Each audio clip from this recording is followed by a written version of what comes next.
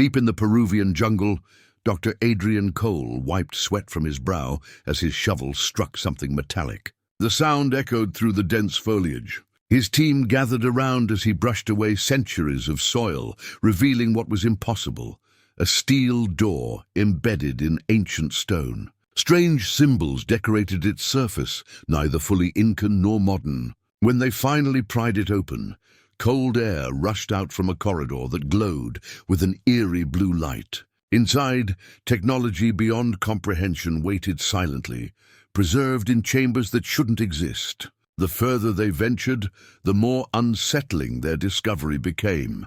Evidence that an advanced civilization had been here long before recorded history. What if everything we thought we knew about human history was carefully constructed to hide something far more extraordinary? Before we jump back in, tell us where you're tuning in from. And if this story touches you, make sure you're subscribed, because tomorrow I've saved something extra special for you.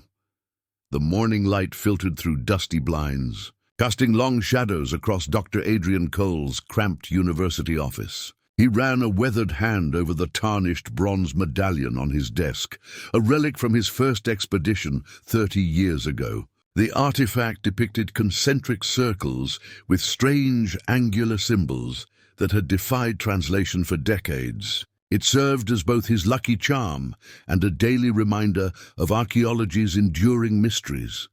Adrian's reflection stared back at him from his computer screen. Grey hair, unkempt, eyes carrying the weight of academic battles lost. The rejection email from the grant committee glowed harshly. While Dr. Cole's previous contributions are appreciated, his current theories regarding pre-Columbian metallurgical advancements lack sufficient supporting evidence. He sighed, adding this rejection to a folder labeled "Declined" that now contained 67 similar messages. At 58, he was becoming a relic himself, a professor whose lectures drew fewer students each semester, whose published papers gathered digital dust in academic databases. A gentle knock interrupted his thoughts. "Come in." "Elena," he said, recognizing the pattern. Dr. Elena Vasquez entered, carrying 2 cups of coffee. At 55, she remained one of the few colleagues who didn't avoid him in faculty meetings or speak in hushed tones about poor Adrian and his fringe theories. "They rejected it?"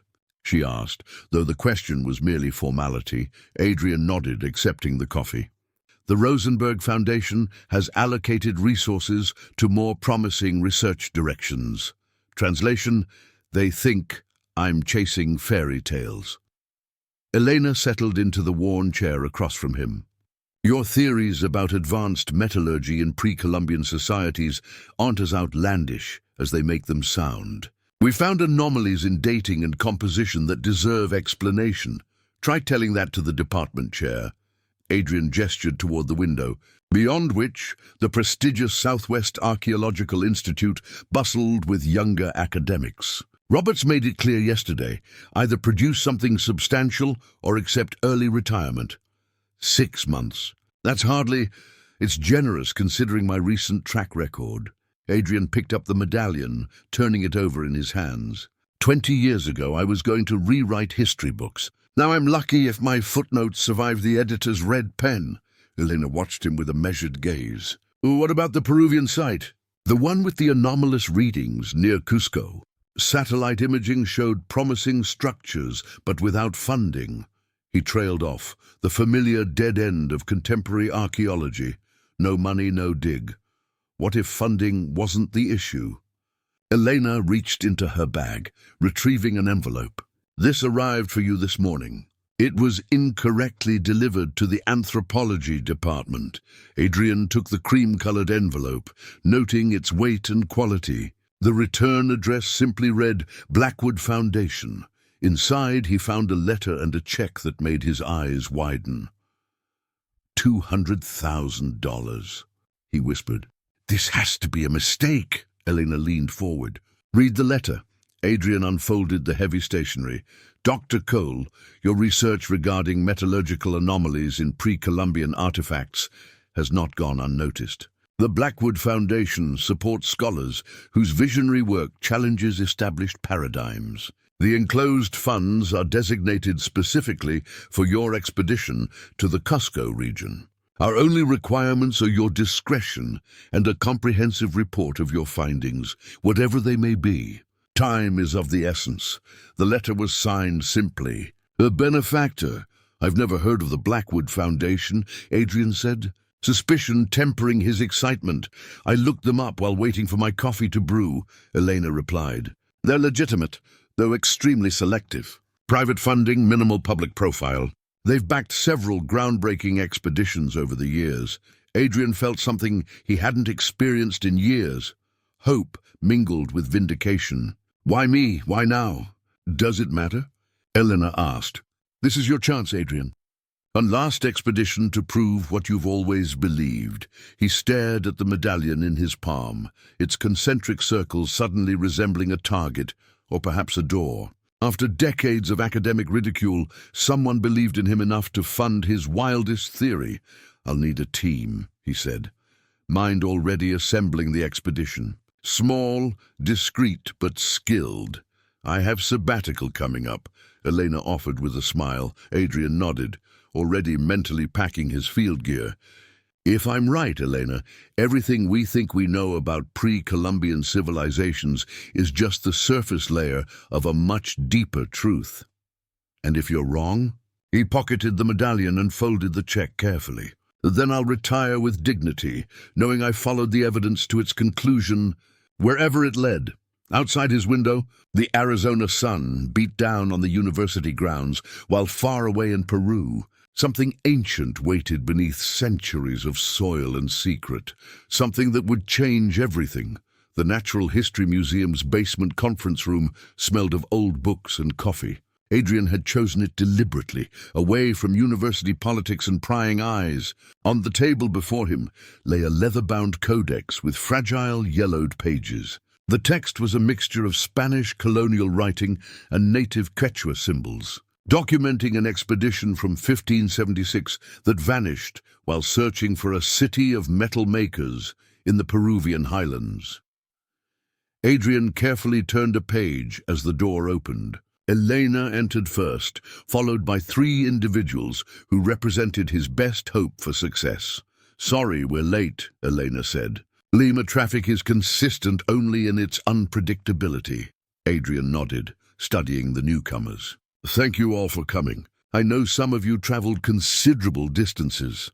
Carlos Mendoza entered first, a stocky Peruvian man of 60 with deep lines etched around his eyes from decades squinting in mountain sunlight. His handshake was firm, calloused from years guiding expeditions through the Andes. "Dr. Cole," Carlos said in accented English.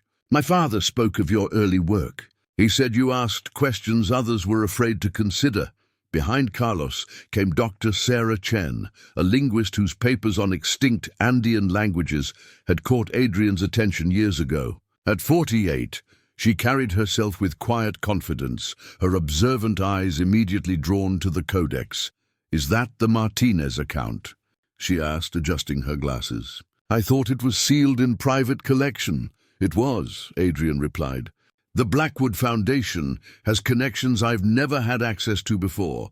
The last to enter was Marcus Reed, a former military engineer whose salt and pepper beard framed a face accustomed to making difficult assessments. At 52, he'd spent decades analyzing structural anomalies in archaeological sites before a disagreement with the Pentagon had pushed him into the private sector." "So," Marcus said, placing a worn leather satchel on the table, "you believe you found evidence of advanced metallurgy in pre-Columbian Peru?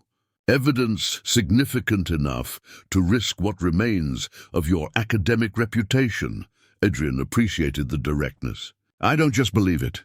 I can prove it." He gestured for them to sit, then opened a folder containing satellite imagery, geological surveys, and his own hand-drawn maps. "For years, I've collected anomalous findings that don't fit the established timeline. Artifacts with metallurgical compositions that shouldn't exist. Structures with engineering principles beyond what we attribute to ancient cultures. Many such findings have conventional explanations," Sarah noted. Contamination, misidentification, even fraud. Precisely why I've been so methodical, Adrian replied. He reached into his bag and retrieved a small wooden box. Opening it revealed a coin-sized disc of unfamiliar metal, silvery, with faint blue undertones. This was recovered from an undisturbed burial site near Cusco in 1987. The tomb was sealed approximately 1100 CE, centuries before European contact. He passed the disc to Marcus, who examined it with professional interest. Aluminum alloy? Marcus suggested, brow furrowed. That was my first thought, Adrian nodded. But spectrographic analysis showed elements that don't match any known ancient or modern alloy. Furthermore, the precision of its manufacturing exceeds capabilities we associate with pre-industrial societies. Carlos leaned forward. These anomalies, they all center around the region mentioned in the Martinez account? Yes, a remote valley approximately 60 miles northwest of Machu Picchu. Adrian unrolled a detailed topographical map. It's rarely visited even today. Difficult terrain, unpredictable weather, minimal archaeological survey work. Eleanor distributed folders containing expedition details. We've secured permits for a 6-week expedition under the guise of standard archaeological survey. The Blackwood Foundation has arranged all necessary equipment and supplies. Why us? Sarah asked directly. There are younger researchers with more institutional backing. Adrian smiled slightly. Because each of you has encountered something in your work that didn't fit the accepted narrative, and rather than dismiss it, you pursued it, often at professional cost. The room fell silent as each considered their own brushes with academic orthodoxy. Marcus finally broke the silence. When do we leave? 3 days, Adrian replied. Time enough to review all materials and prepare personal equipment. As the meeting progressed into technical details, Adrian felt a familiar tingle of anticipation. After decades of academic wilderness, he had assembled a team of experts who wouldn't dismiss evidence simply because it contradicted established theories. Whether they found nothing or everything, at least the question would finally be answered. And for a scientist who had spent his life pursuing truth above acclaim, that opportunity was worth any risk to his remaining reputation. The jungle swallowed them whole. 5 days into their expedition, the team had left behind the last vestiges of modern Peru, the final village with electricity, the last dirt road accessible by vehicle, the farthest checkpoint where rangers monitored visitors. Now there was only green.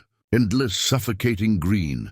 Adrian paused to consult the compass strapped to his wrist. Sweat trickled down his temples, despite the wide-brimmed hat shielding him from the dappled sunlight penetrating the canopy. Ahead, Carlos macheted a path through vegetation that seemed to regrow minutes after being cut. We're making good time, Adrian called out, though his burning muscles disagreed. Another 3 miles today should put us near the first survey site. Eleanor appeared beside him, her normally pristine field clothes now stained with mud and plant matter. The porters are struggling with the equipment. Marcus suggested we establish camp early and let them rest. Adrian nodded reluctantly. At 58, his body reminded him daily that he wasn't the young adventurer who once trekked the Andes without pause. There's a clearing marked on Carlos's map about half a mile ahead. We'll stop there. As they pushed forward, Sarah fell into step beside him, her notebook open despite the difficult terrain.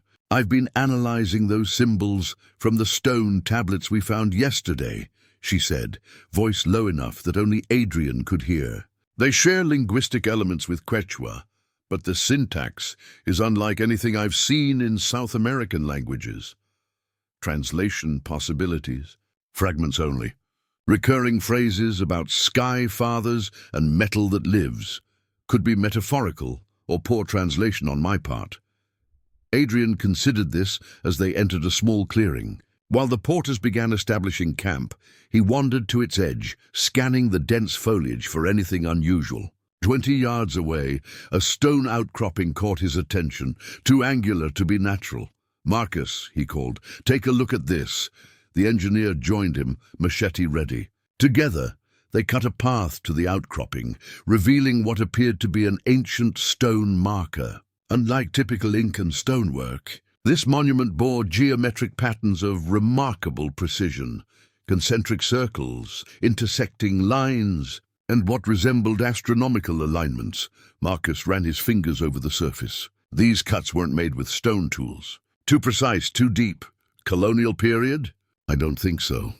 Marcus pointed to a section where soil had eroded away. Look at the base. It's set in what appears to be concrete, but unlike any historical formula I've seen. Adrian crouched, examining the unusual foundation material. Take samples, discreetly.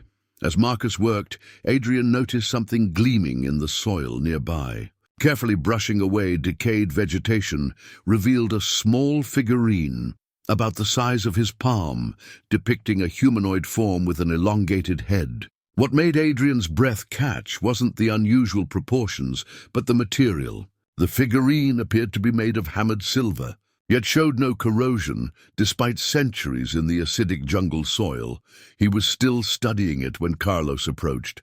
Expression troubled. "We should not camp here," the guide said flatly. "Why not? It's the perfect clearing, and this place is Huaca. Sacred, but not in a good way." Carlos gestured to the stone marker. "Local people avoid these sites. Bad spirits, they say." Adrian pocketed the figurine, making a mental note to examine it properly back at camp. "What kind of bad spirits?" Carlos shrugged, but his discomfort was evident. "The old stories say men from the stars built cities under the mountains. Not men like us, something different. They left guardians to watch until their return. Myths often contain historical kernels," Sarah commented, joining them. "Many Andean cultures have similar stories about non-human visitors bringing knowledge." Carlos shook his head. "Not stories to these people. My grandfather claimed to have seen one of the guardians as a boy. Said it shined like polished metal and moved without sound through the trees." A tense silence fell over the group. In the rapidly fading jungle light, the stone markers' shadows seemed to stretch deliberately toward them. "We'll make camp back at the previous clearing," Adrian decided. "Better drainage there anyway." That night, after the others retired to their tents, Adrian examined the silver figurine by lantern light. Its craftsmanship was extraordinary, each detail rendered with microscopic precision, impossible for pre-industrial artisans. Most disturbing was what appeared to be writing along the base, symbols that matched neither Incan script nor any ancient language he recognized. As he turned it in the light, the figurine's polished surface briefly reflected his weathered face, superimposing his human features over its elongated, inhuman countenance. In that moment, Adrian felt a distinct unease, as though he wasn't just holding an artifact, but a message left specifically for whoever was bold enough to find it. 2 weeks into the expedition, the jungle had become both adversary and ally. Each day brought new challenges: relentless rain that turned trails into mudslides, equipment failures from the oppressive humidity, even a venomous snake that had nearly struck Elena while she collected soil samples. Yet the forest also yielded treasures: unusual stone formations, pottery fragments with anomalous properties, and most recently, a series of terraced clearings that suggested ancient habitation. Adrian stood at the edge of their newly established base camp, surveying the largest of these clearings. The team had set up laboratory tents with portable equipment, microscopes, spectrographic analyzers, and laptops protected in waterproof cases, transforming the remote site into a functional research station. "Carbon dating on those charcoal samples came back," Elena said, joining him with a tablet displaying results. "They're consistent with occupation between 800 and 1000 CE, well before European contact." Adrian nodded, but his attention was elsewhere, focused on a rectangular stone structure partially visible at the clearing's far end. "What about the soil composition analysis? Unusual concentrations of rare earth elements, particularly around that structure. And the ground-penetrating radar suggests something substantial beneath it." Marcus approached, wiping mud from his hands. "We've cleared enough vegetation to access the doorway. You should see this. The structure, once fully exposed, revealed itself as a small temple or storage building. Its stonework displayed the precision typically attributed to Incan masonry. Yet subtle differences in technique suggested either an unknown cultural variation or, more intriguingly, a different builder altogether. Sarah was already at the entrance, photographing inscriptions around the doorframe. These glyphs share characteristics with those we found at the marker site, but with significant elaborations. They appear to be instructions, possibly for a ritual. The doorway opened to a narrow passage leading underground. Cool air flowed outward, a welcome relief from the jungle heat. Adrian led the way, headlamp illuminating stone steps worn smooth by centuries of use. The passage descended 30 feet before opening into a small chamber. "Remarkable preservation," Elena whispered. Her light revealing walls covered in painted scenes, human figures interacting with tall, slender beings who appeared to be instructing them in various activities. "Look at what they're showing the humans," Marcus said, pointing. "Metallurgy, agriculture, astronomy. It's like a technological transfer." Adrian approached the chamber's center, where a stone pedestal held what initially appeared to be a ceremonial bowl. Closer inspection revealed something far more extraordinary. A perfect hemisphere of polished obsidian, its surface etched with constellations that matched no known ancient astronomical chart. "Don't touch it," Sarah cautioned. "There could be residual substances." Adrian nodded, photographing the object from multiple angles. "The craftsmanship is impossible for the time period. Look at the precision of these etchings. They're microscopic." Carlos, who had remained uncharacteristically silent, finally spoke. "In the mountains where my grandmother was born, there are stories of a black mirror used by shamans to speak with the star people." His voice echoed slightly in the chamber. "They called it the eye that sees beyond time." Obsidian mirrors were used in various Mesoamerican cultures, Sarah noted, but primarily for divination, not astronomical purposes. Adrian carefully positioned his flashlight to illuminate the hemisphere from different angles. As the light shifted across its surface, something unexpected happened. The etched constellations seemed to change, revealing different star patterns depending on the light's direction. "It's some kind of projection system," Marcus said incredulously. "The etchings create different images based on light angle and intensity." "That's not possible," Elena whispered.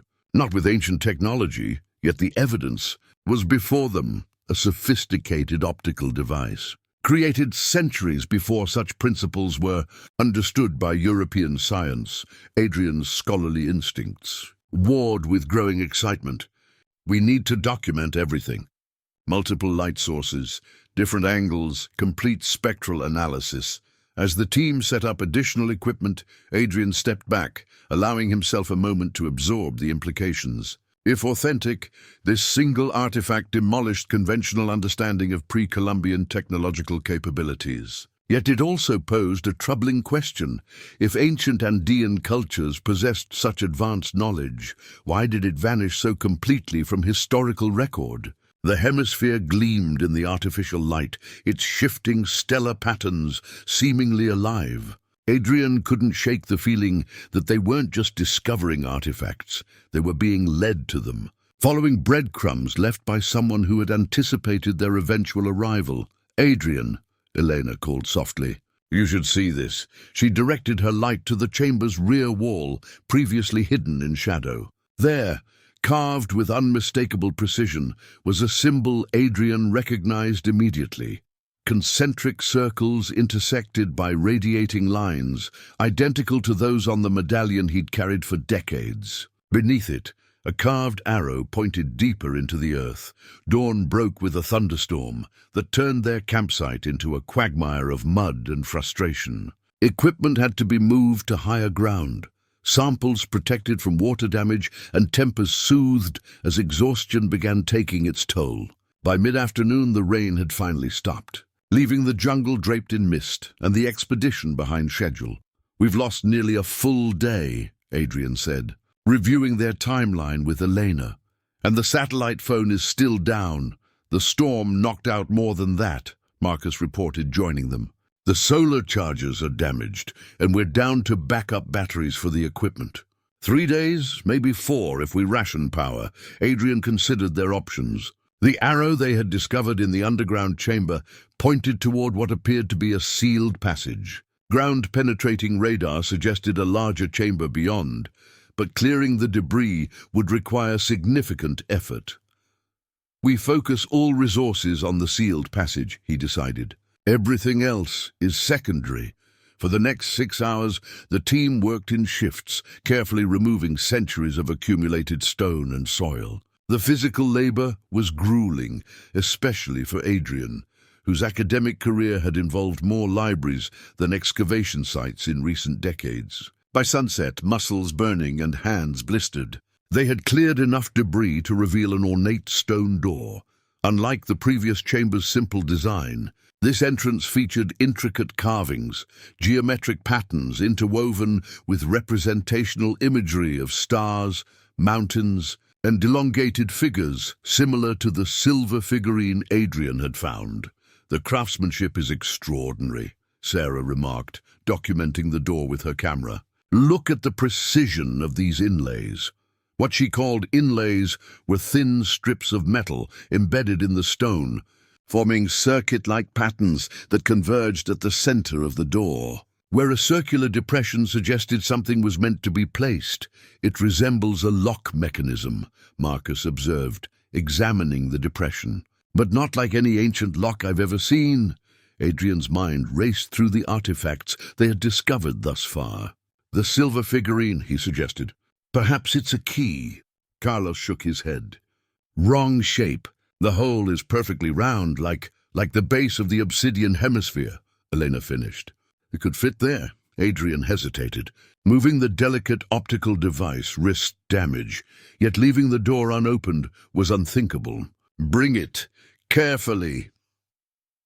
As Elena returned to the camp for the artifact, Adrian noticed something glinting in the muddy soil near the cleared doorway. Kneeling, he carefully extracted a small, triangular object about 3 inches long. It appeared to be a piece of jewelry, a pendant made of an iridescent material that shimmered with rainbow hues despite centuries of burial. The pendant was warm to the touch and impossibly light, as though hollow, yet it had the density of metal when tapped against stone. Most peculiar was how it seemed to vibrate subtly when held near the door's carvings.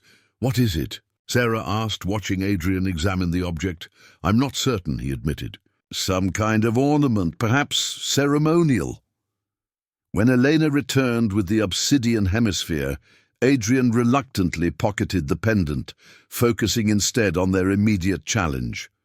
With extreme caution, Marcus positioned the hemisphere in the door's circular depression. Nothing happened. It fits perfectly, Marcus noted. But there must be a mechanism we're missing. Adrian recalled the optical properties they had discovered earlier. Light, he said suddenly. It responded to light before. They positioned their brightest lamp to shine directly on the hemisphere. For several seconds, nothing changed. Then as the angle shifted slightly, the obsidian began to glow from within, not reflecting light, but somehow absorbing and transforming it. The metallic inlays in the door illuminated in sequence, creating a flowing pattern of light that spread across the entire surface. With a low rumble, the stone door began to recede into the wall. Cold air rushed outward, carrying a scent none of them recognized, something metallic yet organic, ancient yet somehow sterile. Their lamps revealed a corridor extending beyond, its walls smooth and uniform in a way that stone carved by hand could never be. This isn't Incan construction, Marcus whispered.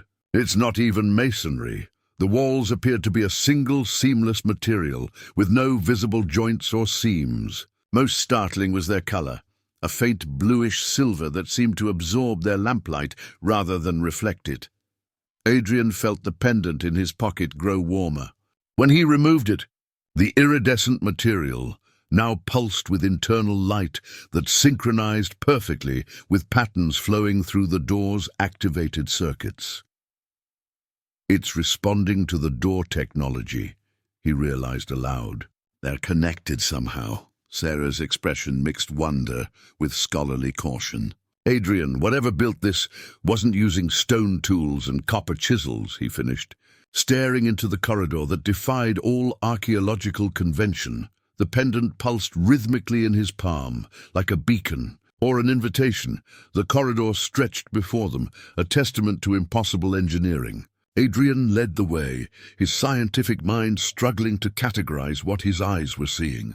The wall's seamless construction defied conventional archaeology. No tool marks, no mortar lines, no evidence of individual stones fitted together. It was as if the entire passage had been molded from a single piece of material. Temperatures dropping, Marcus noted, consulting a handheld thermometer. 58 degrees and falling, significantly cooler than it should be this far underground in a tropical region. Their footsteps echoed with an unusual clarity. The acoustics, unlike any cave or tunnel Adrian had explored in his decades of fieldwork. The floor sloped gently downward, taking them deeper beneath the jungle floor.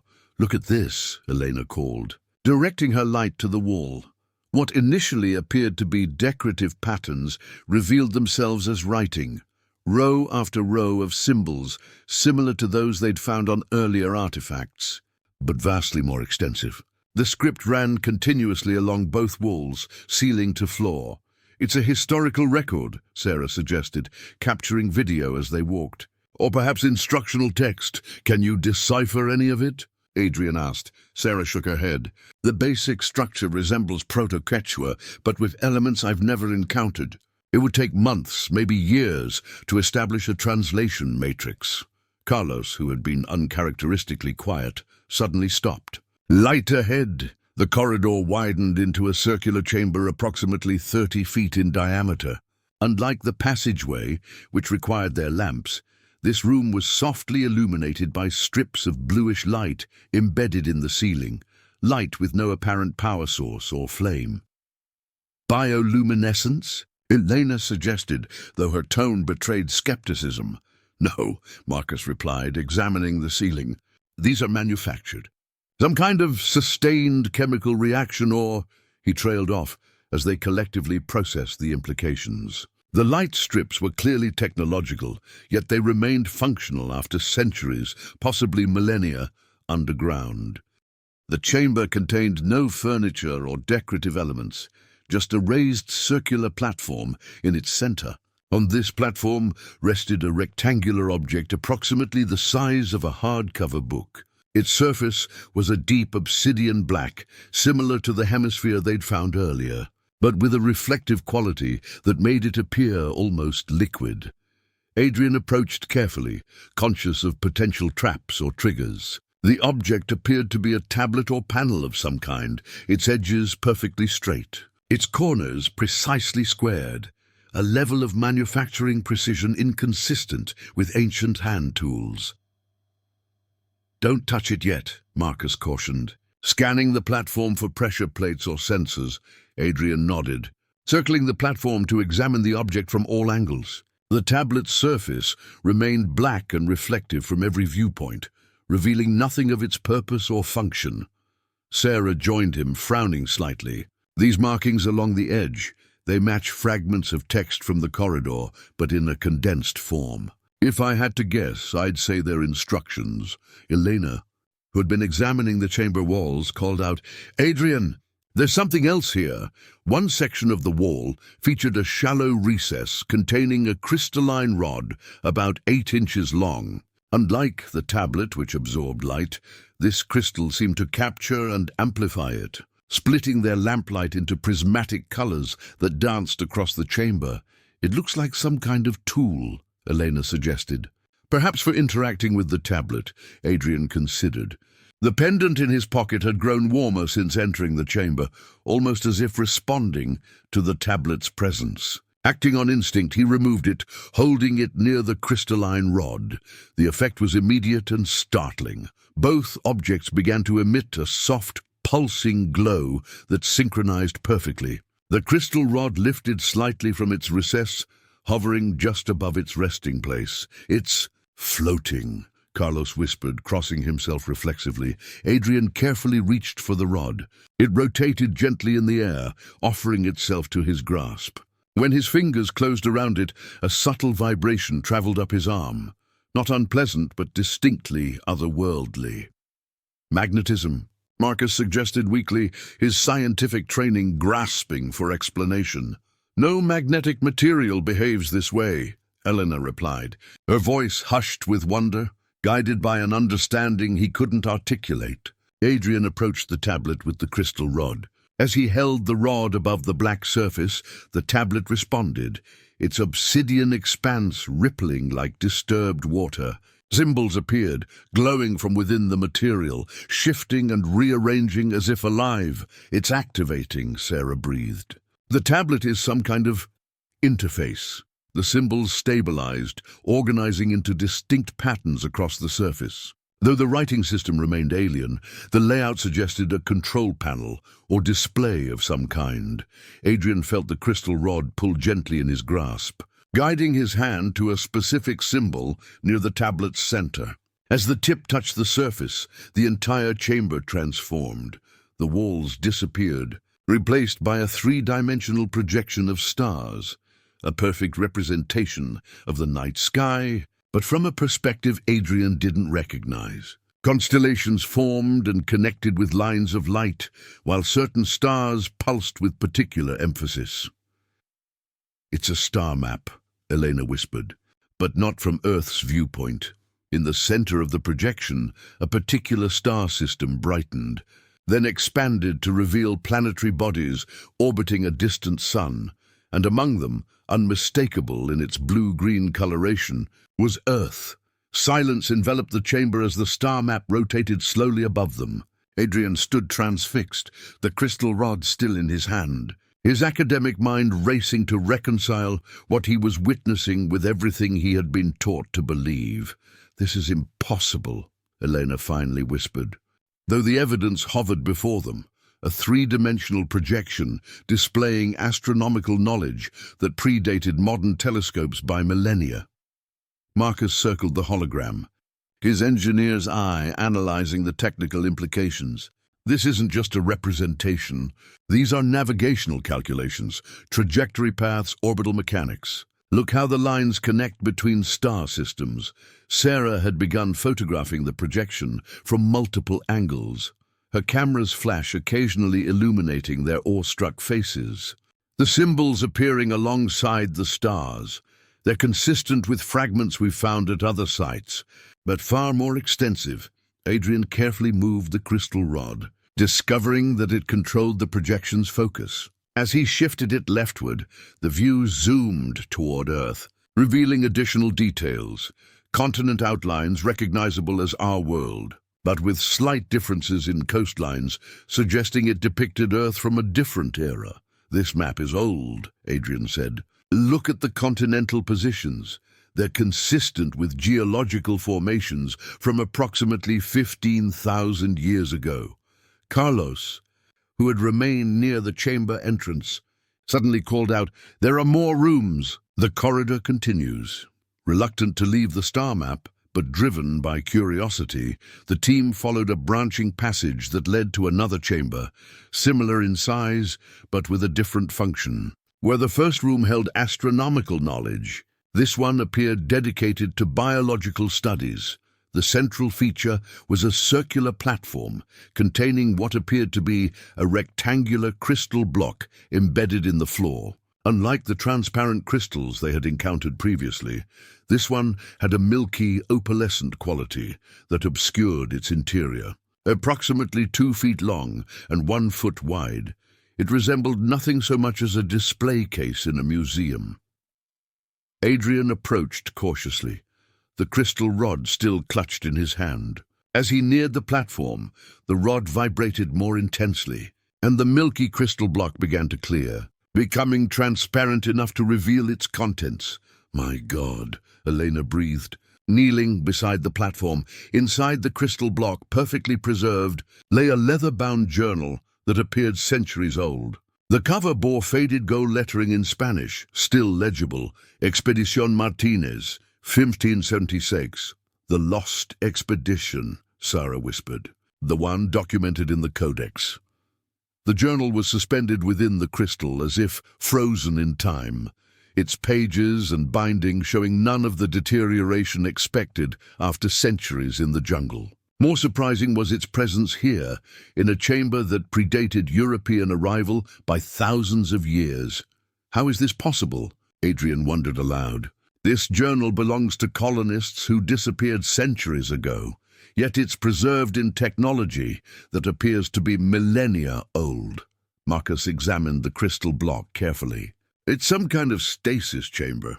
Temperature regulation, humidity control, possibly even manipulation of time itself around the object. Can we extract it?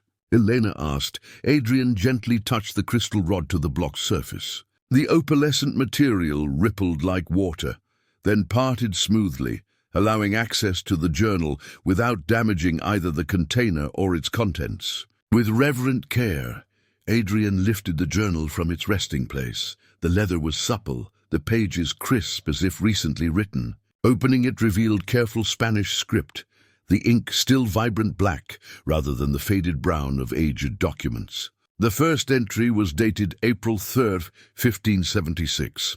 I'll need time to translate fully, Sarah said, examining the text, but the opening passages described the expedition finding this same facility. They were led here by native guides who spoke of sky people and houses beneath the earth. Adrian carefully turned pages, finding detailed drawings of the same chambers they had discovered, along with sketches of artifacts and transcriptions of symbols. The Spaniards had been here, documented everything, then seemingly vanished from history. Look at this, Adrian said. Stopping at an entry near the journal's middle, the page contained a detailed drawing of a handheld device resembling the crystal rod, along with Spanish text describing its function as a key to many doors. Below this was a crude map showing additional chambers, extending far deeper into the earth than they had yet explored. There's more, Elena said, reading over his shoulder. According to this passage, they discovered what they believed to be sleeping guardians in the lowest chamber, beings neither human nor divine, waiting in dreamless slumber for the appointed time of awakening. The final pages of the journal grew increasingly disturbing, descriptions of expedition members falling ill with strange symptoms, references to voices in dreams and visions of distant worlds. The last entry, dated June 17, 1576, ended mid-sentence. As if the writer had been suddenly interrupted, Adrian closed the journal, a chill running through him despite the chamber's regulated temperature. They found this place just as we did, documented it just as we're doing, and then they disappeared, Carlos finished quietly. Just as the local legends warned, the crystal rod in Adrian's hand pulsed once, strongly. As if in confirmation, they established a makeshift research station in the first chamber, setting up portable lights and equipment to document their discoveries. The journal remained central to their investigation. Sarah meticulously translated, while Adrian cross-referenced the Spanish explorers' observations with their own findings. The parallels were unsettling, according to Martinez. They spent 12 days exploring these chambers, Sarah reported. Looking up from her notes, they identified at least 7 distinct sections, each seemingly dedicated to different functions. Did they identify the builders? Elena asked. Sarah hesitated. Martinez refers to them as the architects. But it's clear from his descriptions that he believed them to be non-human entities who came across the great void between stars. Carlos, who had been keeping watch near the corridor entrance, shifted uncomfortably. In the mountains, the elders speak of such beings. They say they walked among our ancestors, teaching them before returning to the skies. Many ancient cultures have similar myths, Adrian noted. The interesting question is why these particular stories might be more than mythology. Marcus returned from examining the corridor that extended beyond the biological chamber. There's another room approximately 50 meters ahead. Different configuration, different purpose. I think you all should see it. They followed him down the gently sloping passage, their footsteps echoing in the unnaturally perfect acoustics of the corridor. The new chamber was smaller than the previous ones, and dominated by what appeared to be a circular dais with a central depression. "Some kind of medical facility," Marcus suggested, directing their attention to alcoves around the perimeter that contained what resembled examination tables.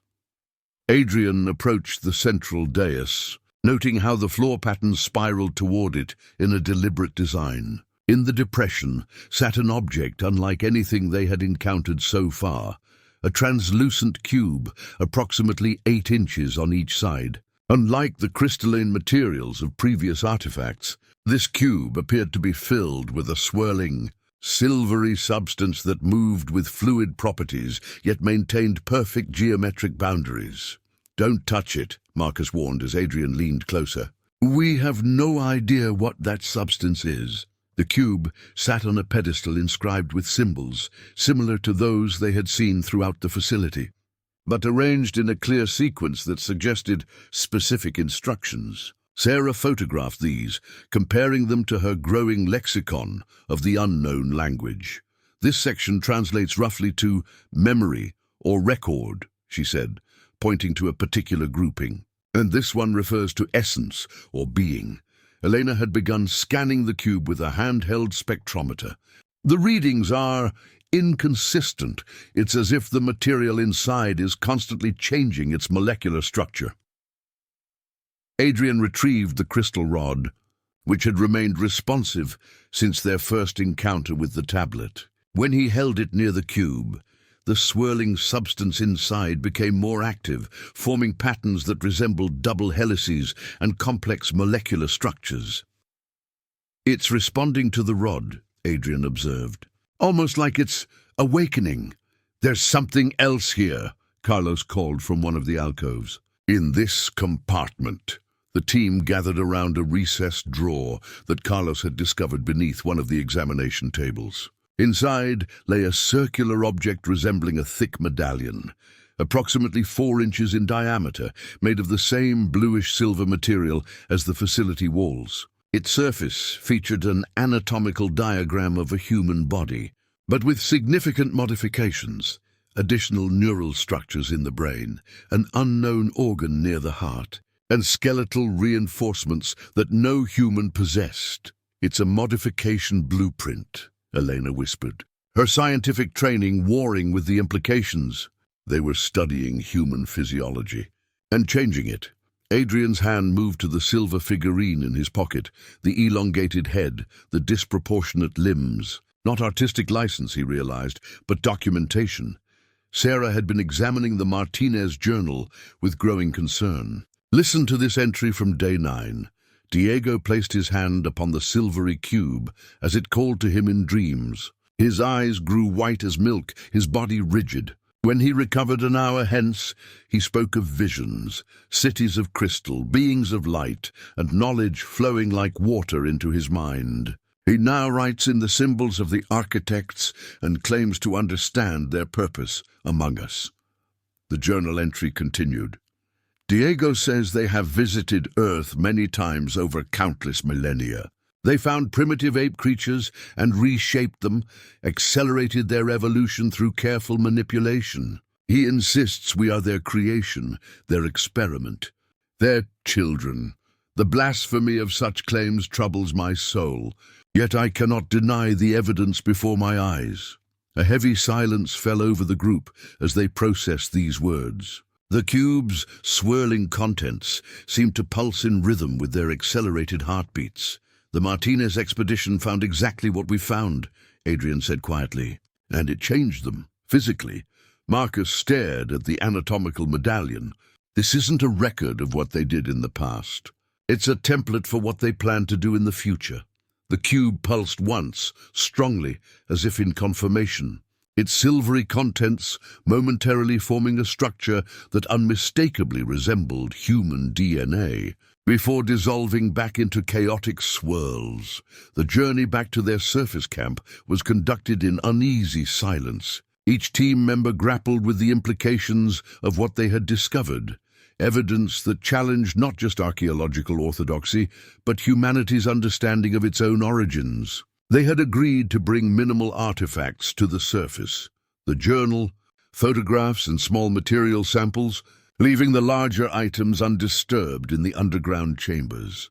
That night, gathered around the camp table beneath portable LED lights, they attempted to process their findings through the familiar rituals of academic discourse: classification, comparison, analysis. But conventional frameworks proved inadequate for what they had witnessed. The technological sophistication is beyond anything in the archaeological record, Eleanor said, reviewing spectrographic data from the wall material. The alloy contains elements I can't even identify with our portable equipment. The language shares structural elements with Proto-Quechua and several other indigenous American languages, Sarah added. But it appears these similarities are by design, as if the unknown language influenced the development of human communication systems rather than the reverse. Adrian nodded, his weathered fingers tracing the map they had sketched of the underground complex. What troubles me most is the journal's account. The Martinez expedition spent less than 2 weeks in those chambers before members began experiencing changes. Psychological suggestion, Marcus offered, though his tone lacked conviction. They were devout Catholics encountering technology that appeared magical by 16th century standards. Perhaps, Adrian conceded. But their descriptions of physical symptoms, altered vision, heightened awareness, intrusive thoughts, are documented with scientific precision, unusual for the era. Carlos, who had been unusually quiet, suddenly rose from his seat. There is something outside the camp perimeter. The abrupt statement silenced their discussion.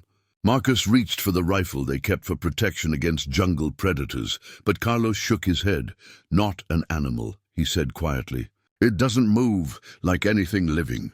They followed Carlos to the edge of the cleared area where their motion sensors were installed. The security system showed no breaches, yet Carlos pointed confidently toward a dense section of undergrowth, approximately 20 meters beyond their perimeter lights. There, he said. Watching us. Adrian squinted into the darkness, but saw nothing unusual. Then, almost imperceptibly, something shifted among the shadows. A subtle displacement of space rather than a visible object. The jungle sounds, normally a constant chorus of insects and nocturnal creatures, had fallen silent in that direction. I'm going to check it out, Marcus said, reaching again for the rifle. No, Adrian cautioned. We stay together. As if in response to his words, a faint luminescence appeared in the undergrowth, a soft blue glow that pulsed rhythmically. It rose slowly into the air, hovering approximately 5 feet above the ground, then began moving laterally along their perimeter. It's scanning us, Elena whispered. The light paused, then condensed into a more defined shape, a perfect sphere about the size of a baseball. Its surface seemingly composed of interlocking geometric patterns that shifted continuously. The object emitted no sound as it hovered, yet Adrian had the distinct impression of being observed, evaluated. Without warning, the sphere accelerated toward their camp, stopping abruptly at the edge of their security perimeter. The portable sensors erupted in alarm, their screens displaying conflicting data. Temperature fluctuations, electromagnetic anomalies, radiation spikes that exceeded the equipment's measurement capabilities. The sphere pulsed once, brightly, then descended to hover directly before a small equipment case Adrian had brought from the underground chamber. The case contained soil samples and the small metallic fragment they had discovered weeks earlier, before finding the main facility. With mechanical precision, the sphere produced a narrow beam of light that passed through the case's metal shell without damaging it. After several seconds, the beam retracted and the sphere rose again, pulsing with a different rhythm. It's scanning our artifacts, Adrian realized. As if confirming his assessment, the sphere moved methodically around their camp, pausing at each sample, photograph, and piece of equipment connected to their discovery. When it reached the table where the Martinez journal lay, it hovered longer, its pulsing light taking on a more complex pattern. Sarah slowly reached for her camera, but before she could photograph the object, it extruded a small appendage, a slender metallic probe that extended toward the journal. The probe stopped just short of touching the leather cover, then emitted a brief flash of light that left a small, circular symbol burned into the surface, the same concentric pattern they had found throughout the underground facility. The sphere retracted its probe, rose higher, and then with startling speed shot upward into the night sky, disappearing within seconds. In the silence that followed, Carlos whispered, "Drone, not of human manufacture," Marcus added unnecessarily. Adrian carefully examined the symbol burned into the journal cover. Unlike damage from heat or radiation, the marking was precisely rendered, each line and curve identical to the symbols they had documented below ground. The implication was unmistakable. Whatever had created the underground facility was still active, still monitoring, and now aware of their presence. "It recognized the journal," Elena said, "as if confirming its origin, or marking it as found," Adrian suggested, a chill running through him despite the tropical heat. The radio on Marcus's belt crackled to life, startling them all. The satellite phone, inoperative since the storm, now displayed full signal strength, and from the handset came a voice, not the expected static or transmission from base camp, but a series of tones that exactly matched the pulsing rhythm of the departed sphere. By morning, the jungle had reclaimed its familiar rhythm. Insects buzzed, birds called. Humidity pressed against their skin like a living thing, yet everything had changed. The team moved with heightened awareness, casting frequent glances at the sky and surrounding forest. The sphere hadn't returned, but the satellite phone continued emitting those strange, rhythmic tones at precisely 23-minute intervals. "It's a beacon," Marcus concluded after examining the device. "Broadcasting our location." "To whom?" Elena asked, the question hanging heavy in the morning air. Adrian had made a decision during the restless night. "We need to return to the facility. Whatever answers exist are down there, not up here."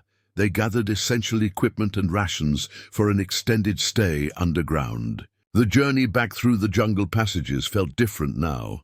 What had been mere terrain before now seemed alive with possibility and threat. Each shadow might conceal a watching presence, each unusual sound a communication they couldn't comprehend. The entrance remained as they had left it. The stone door receded into the wall. The pendant Adrian carried had grown steadily warmer as they approached, now pulsing in his pocket with an intensity that matched the tones from the satellite phone. "It's responding to something," Adrian said, removing the triangular object, like a receiver activating near its source. As they descended the smooth corridor, the pendant's pulsing increased.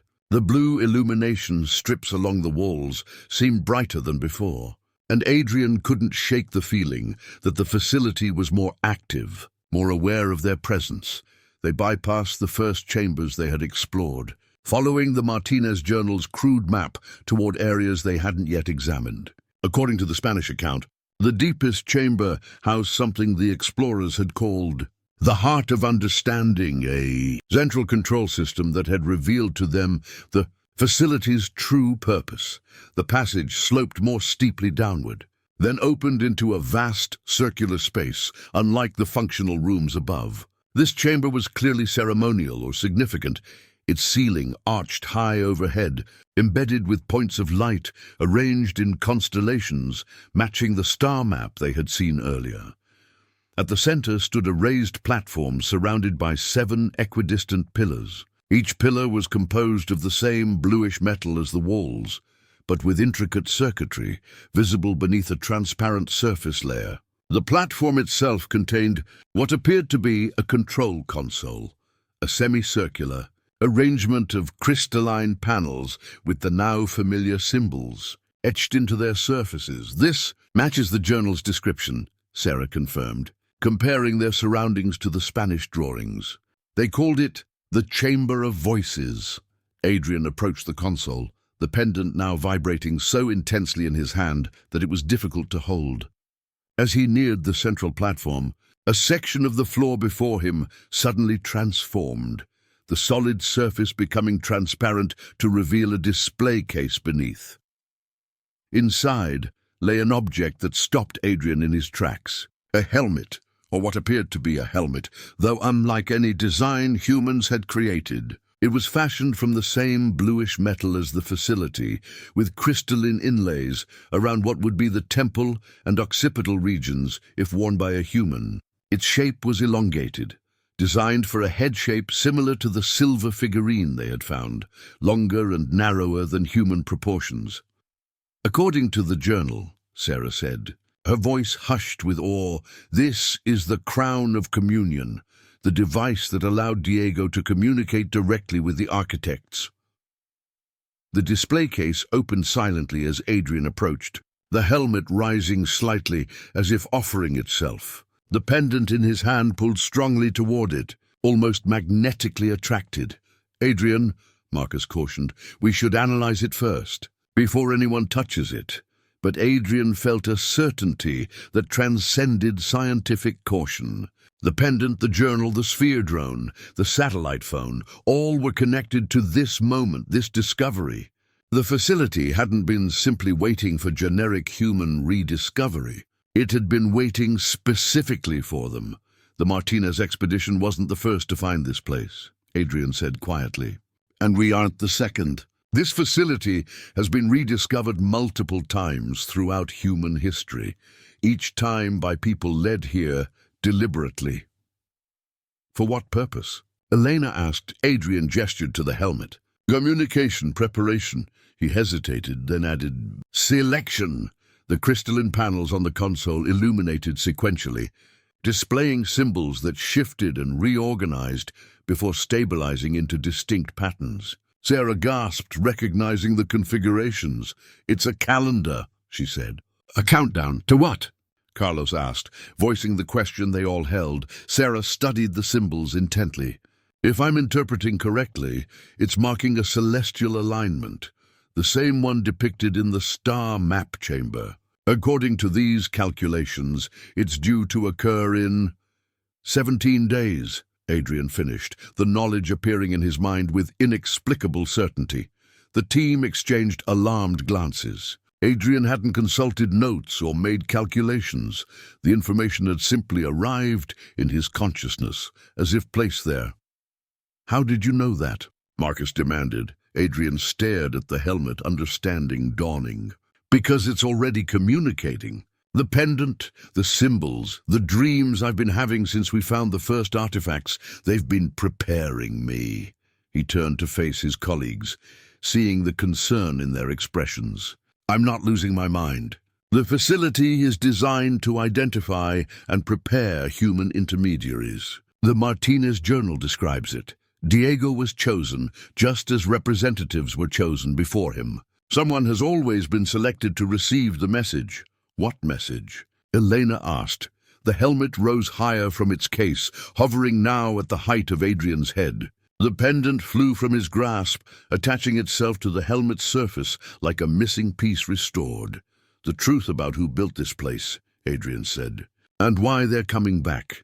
The helmet hovered before Adrian, neither advancing nor retreating, a technological relic awaiting its designated user. The pendant had fused seamlessly with its surface, forming a complete circuit where the pieces connected. Don't, Elena said, her voice barely above a whisper. The journal describes what happened to Diego. It changed him. Adrian hesitated, scientific caution warring with an inexplicable certainty. We need to understand what this place is, what it means. The answers are all here waiting. At what cost? Marcus countered. We've documented enough to revolutionize archaeology already. We should return to the surface, report our findings, bring in specialists from every discipline. A deep rumble interrupted their debate, vibrating through the chamber. The constellation points in the ceiling shifted, rotating slowly to form new patterns. The 7 pillars surrounding the platform illuminated from within, each glowing with a different spectral color. Something's activated, Sarah observed, backing away from the console. But we didn't touch anything. Carlos, who had been monitoring the passage that led back to the surface, turned sharply. Listen.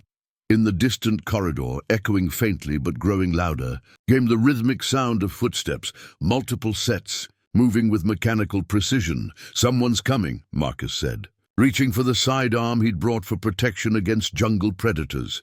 Not someone, Adrian replied, a cold certainty settling in his gut. Something. The footsteps grew louder, accompanied now by the subtle whir of mechanical components. Adrian gestured for the team to move behind the pillars, concealing themselves from the chamber entrance. The first figure that appeared in the doorway defied expectation. It resembled a human in basic form, bipedal, approximately 6 feet tall, but was clearly artificial. Its surface was a matte silver material similar to the facility walls, articulated at joints that moved with fluid precision. Where a human would have a face, this entity had a smooth, featureless plate with a horizontal band that pulsed with blue light. Behind it came 2 more identical figures, moving in perfect synchronization. They carried no visible weapons, but emanated an unmistakable sense of purpose and authority. Guardians, Sarah breathed, recognizing them from descriptions in the Martinez journal. The mechanical entities paused just inside the chamber, their sensor bands scanning methodically. When they detected the human presence, all 3 turned simultaneously toward the pillars where the team hid. "Don't move," Adrian whispered, though he knew concealment was futile. Whatever these entities were, their sensory capabilities clearly exceeded human limitations. The lead guardian approached the central platform, ignoring the humans momentarily. It placed an articulated hand on the console, and the crystalline panels responded with complex patterns of light. Information was being exchanged, though in what form Adrian couldn't determine. After several seconds, the guardian turned toward their hiding place and emitted a series of tones, the exact sequence they had heard from the satellite phone. When no one responded, it repeated the sequence, louder and with greater urgency. "It's trying to communicate," Elena suggested. Adrian felt a sudden pressure in his mind, not painful but insistent, like a thought trying to form without the necessary vocabulary. The pendant-infused helmet pulsed in response, hovering closer to him. "I think it wants me to use the helmet," Adrian said. "To establish communication." Before anyone could object, he stepped from behind the pillar, facing the mechanical guardians directly. Their sensor bands brightened, focusing on him with palpable intensity. "Adrian, don't," Marcus warned, but Adrian had already made his decision. With careful movements, he approached the helmet. As his hands reached for it, the mechanical guardians remained motionless, watching. The moment his fingers touched the smooth metal surface, a jolt of energy, not electricity, something more fundamental, passed through his body. The helmet molded itself to his human proportions, contracting slightly to fit his skull. Before his colleagues could intervene, it had settled over his head, lightweight yet secure. Adrian expected pain or disorientation. Instead, clarity flooded his consciousness. The pressure in his mind resolved into distinct impressions. Not words exactly, but concepts translating themselves into understanding. Protocol activated. Human interface established. Status. Emergency contingency. Through the helmet's connection, Adrian sensed the Guardian's purpose with sudden clarity. They hadn't come to harm the expedition. They had awakened because of the activation sequence inadvertently triggered by the team's exploration. And they were concerned. "Someone else has found another entrance," Adrian stated, the information flowing directly into his awareness. "Military personnel. They breached a secondary access point approximately 1 kilometer east of our camp." Elena stepped forward cautiously. "How could you possibly know that?" Adrian gestured toward the nearest guardian. "They're connected to a security system throughout the facility and surrounding area. They detected the intrusion 6 hours ago. On the console, a holographic display materialized, showing aerial imagery of the jungle canopy. The view zoomed in, revealing a military helicopter landed in a small clearing. Armed soldiers in Peruvian special forces. Uniforms had established a perimeter around what appeared to be a vertical shaft descending into the earth. Another entrance to the underground complex. This facility has multiple access points, Adrian explained. Knowledge flowing continuously through the helmet interface. The Guardians activated when the first security protocols were breached. What do they want with us? Marcus asked, his hand still near his weapon. Adrian listened to the information streaming into his consciousness, then removed a small object from the Central Guardian's extended hand, a flat, disc-shaped device with a pulsing center. This is an access key, he explained. It will allow us to reach the facility's core before the military forces do. The Guardians will delay them, but not harm them unless threatened. Why help us? Sarah asked. Adrian's expression grew solemn as the helmet conveyed the answer. Because the facility has recognized me as the designated intermediary for this cycle, and there are protocols that must be completed before the architect's return. The disc in his hand pulsed with quiet urgency, a countdown only he could perceive. The Guardians led them deeper into the facility, through corridors that hadn't appeared on the Martinez Journal maps. Adrian walked at the front, the helmet continuing to feed information directly into his consciousness. Schematics of the complex, fragments of its history, protocols established millennia ago for precisely this situation. They're not artificial intelligence as we understand it, he explained to his colleagues as they hurried along. They're more like autonomous extensions of the facility itself, programmed to activate during transitional periods. Transitional to what? Elena asked, struggling to keep pace. Before Adrian could answer, the lead Guardian stopped at what appeared to be a solid wall. It placed its hand against the surface, and the material became translucent, then parted to reveal a vertical shaft with a platform that resembled an elevator. This will take us to the central core, Adrian said, gesturing for the team to enter. The military forces are approximately 30 minutes behind us, moving through the eastern access corridors. How do you know they're hostile? Marcus challenged. They could be securing the site for proper scientific study. Adrian touched the helmet gently. Their communications mention asset recovery and containment protocols. They're under orders to secure advanced technology and prevent knowledge of the facility from spreading. The platform descended rapidly, taking them hundreds of meters deeper beneath the Earth's surface. Temperature and air pressure remained constant, evidence of environmental systems still functioning after thousands of years. The facility extends much farther than we realized, Sarah observed, noting the depth indicator displayed on the wall of the descending platform. This goes beyond any known pre-Columbian construction by orders of magnitude. Because it isn't pre-Columbian, Adrian replied, or even human.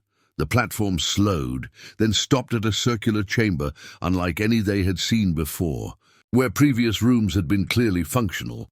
Research spaces, storage areas, navigation centers. This one was designed for habitation. Curved walls formed what appeared to be living quarters, with recessed areas containing furniture-like structures adapted for bodies proportioned differently from humans.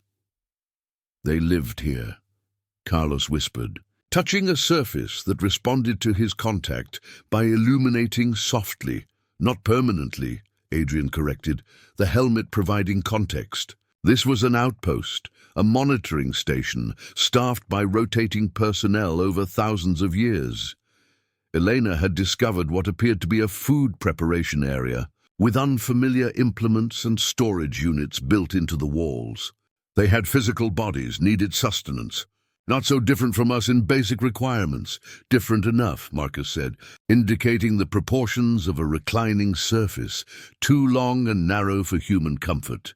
The Guardians directed them toward the chamber's center, where a pedestal rose from the floor. Atop it rested a spherical object approximately the size of a basketball, composed of a material that seemed to shift between solid and liquid states. Swirling patterns moved across its surface, occasionally resolving into recognizable symbols before dissolving again. "The repository," Adrian said, the name appearing in his mind through the helmet's interface. A complete record of the architect's observations of Earth and humanity over more than 50,000 years. The disc-shaped access key in Adrian's hand pulsed more urgently. Following an impulse provided by the helmet, he placed the key against the repository's surface. The sphere immediately responded, its shifting patterns stabilizing into a complex network of interconnected symbols. A section of the repository's surface receded, revealing an interior filled with what appeared to be thousands of crystalline data structures arranged in geometric patterns. At the center of this configuration floated a single diamond-shaped crystal that pulsed with internal light. "That's what they came for," Adrian said, understanding flowing through the helmet. "The Nexus crystal. It contains the complete genomic sequence of humanity, both what we were before their intervention and what they designed us to become." The crystal rose from the repository, hovering before Adrian. Images began projecting from its facets, a visual history of human evolution, but not as any textbook had ever depicted it. The familiar progression from primitive hominids to modern humans was punctuated by deliberate interventions, accelerated mutations, genetic splicing, cognitive enhancements introduced at specific points in the timeline. "My God," Elena whispered, her scientific worldview crumbling before the evidence. "They engineered us." "Not entirely," Adrian clarified, as information continued flowing through the helmet. "They found early hominids with potential and guided our development. Enhanced cognitive capacity, manual dexterity, linguistic abilities. The timeline was compressed from millions of years to thousands." Sarah was recording the projections with her camera, her hands shaking slightly. "Why? To what end?" Adrian listened to the knowledge flowing through the helmet connection, his expression growing increasingly troubled. "We were an experiment, one of many throughout the galaxy. They seeded compatible worlds with modified life forms, then monitored our development over millennia." The crystal pulsed brighter, its projections shifting to show Earth from orbit, one of many planets marked with similar designations. "And now the experiment has reached its conclusion," Adrian continued. "The celestial alignment in 17 days marks the predetermined time for evaluation. The architects are returning to assess their creation." Carlos, who had remained silent during these revelations, finally spoke. "To judge us? Like the gods of old returning to weigh our worth?" The answer flowed through the helmet connection, and Adrian felt a chill despite the regulated temperature. "Yes," he said quietly. "They're coming to determine whether humanity's development has met their criteria, whether we are to be continued." The implications hung in the air as the Nexus crystal pulsed with ancient knowledge. From distant corridors came the faint sounds of approaching personnel, the military contingent breaching the outer defenses. Time was running out. The sounds of military boots echoed through distant corridors, methodical, purposeful, drawing closer. Adrian felt the Guardian's awareness through his helmet connection as they monitored the intruder's progress through the facility's security systems. "We have minutes at most," he warned the team. "The Peruvian forces have neutralized the outer Guardians and are converging on this section." Marcus positioned himself near the chamber's entrance, weapon ready. "We need a defensible position or an alternate exit." "Neither," Adrian replied, the helmet guiding his understanding. "We need to activate the facility's primary protocol before they seize the Nexus crystal." At his mental command, the repository responded, its surface flowing like liquid metal to reveal a hidden compartment. Within lay an object unlike anything they had seen before, a translucent gauntlet, sized for a human hand, but crafted from a material that shimmered with opalescent light. Intricate circuitry ran through its structure like veins in living tissue. "The interface," Adrian explained, removing the gauntlet carefully. "It was designed for human representatives to access the facility's core systems." Access for what purpose? Elena asked. Before Adrian could answer, the chamber reverberated with a distant explosion. The military forces had breached another security checkpoint. They're using explosives, Marcus warned. Destroying artifacts as they come. Adrian felt urgency flowing through the helmet connection. The Guardians were initiating defensive protocols throughout the facility, but they were programmed with specific limitations. They could impede but not harm human intruders unless directly attacked. I need to establish a complete connection to the core systems, Adrian said, holding the gauntlet. The interface allows direct neural connection to the facility's central intelligence.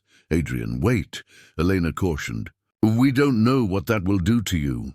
The helmet is already connected to my neural pathways, he replied.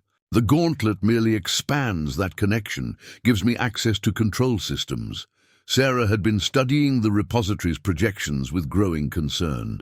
According to this timeline, the architects have been absent from Earth for approximately 5,000 years. Their last direct intervention coincided with the rise of early civilizations in Mesopotamia, Egypt, and here in the Andes.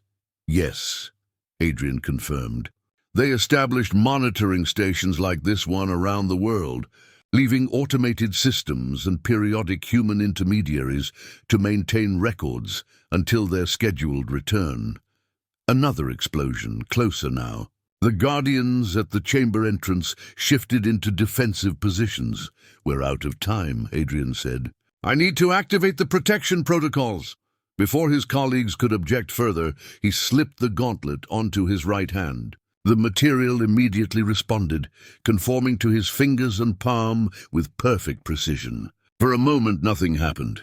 Then a wave of information flooded his consciousness, not the measured flow from the helmet, but a torrent of data, sensations, and awareness that threatened to overwhelm his human mind.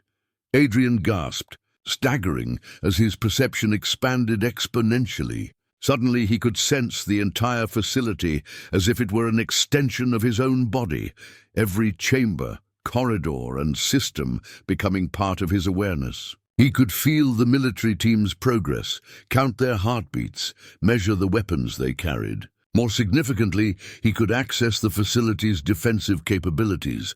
Adrian. Elena's voice seemed distant, though she stood directly beside him. Are you all right? I'm more than all right, he managed, his voice strange to his own ears. I can see everything. The facility, the mountain above us, the jungle for kilometers in every direction. Through his expanded awareness, he located the military communication systems and listened to their encrypted transmissions. The orders were clear. Secure any advanced technology, eliminate witnesses, ensure complete containment of the site. They're not just research personnel, he informed his team. Special forces under orders from a covert division of the government. They've been tracking anomalous sites like this one for decades. What do we do? Carlos asked. Adrian accessed the facility's defensive systems, discovering layers of protection beyond the mechanical guardians. The architects had built their outpost with multiple safeguards, but many required authorization from a recognized intermediary, the role Adrian now filled. I'm activating containment protocol, he said, the gauntlet glowing as he interfaced with the systems. It will seal all access points and protect the core chambers. His consciousness flowed through the facility networks, initiating security measures dormant for millennia. Doorways throughout the complex sealed themselves, atmospheric systems recalibrated, and the remaining Guardians mobilized to strategic positions. Through surveillance systems, Adrian watched as the military team's advance was halted by impassable barriers. Their explosives would be ineffective against the facility's primary architecture. The architects had built with materials and methods far beyond current human technology. They're contained, for now, Adrian reported, but they'll find alternate approaches. We need to prepare for the next phase. Which is what exactly? Marcus asked. Adrian turned to face his colleagues, the full implications of what he had learned becoming clear. The gauntlet and helmet combined had given him access to the complete, Record of the architect's intentions, both for humanity and for those chosen as intermediaries. The Nexus crystal contains more than just genetic records, he explained. It holds the activation sequence for all monitoring stations worldwide.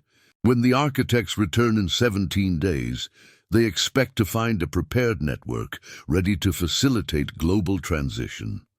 Transition to what? Elena pressed. Adrian's expression was grave as he absorbed the knowledge flowing through his neural connection. Integration, he answered. Humanity was never meant to remain separate from its creators. The experiment reaches completion when we rejoin their collective consciousness, becoming part of something far greater than our individual existence. The Nexus crystal pulsed in response, as if confirming his words. And deep within the facility systems, Adrian sensed something awakening, ancient. Protocols stirring to life as the appointed time drew near. The chamber's lighting shifted to a deep amber as Adrian activated the facility's heightened security protocols. Through his expanded awareness, he monitored the military team's frustrated attempts to breach the sealed barriers. They had established a command post in one of the upper chambers and were communicating with superiors on the surface, requesting specialized equipment to cut through the facility's unusual materials. "We've bought some time," Adrian informed his colleagues, "but not much. They're calling in reinforcements with advanced technology." Elena studied him with concern. The combination of helmet and gauntlet had visibly changed Adrian, his movements more precise, his eyes constantly shifting as he processed multiple information streams simultaneously. "Adrian," she said carefully, "how much of what you're experiencing is the facility's knowledge, and how much is influence?" The Martinez Journal described Diego becoming a vessel for something beyond himself. "I'm still me," Adrian assured her, though uncertainty flickered across his features. "But I'm also more. The connection works both ways. I access the facility's systems, and they access my human perspective. It's a symbiosis, by design."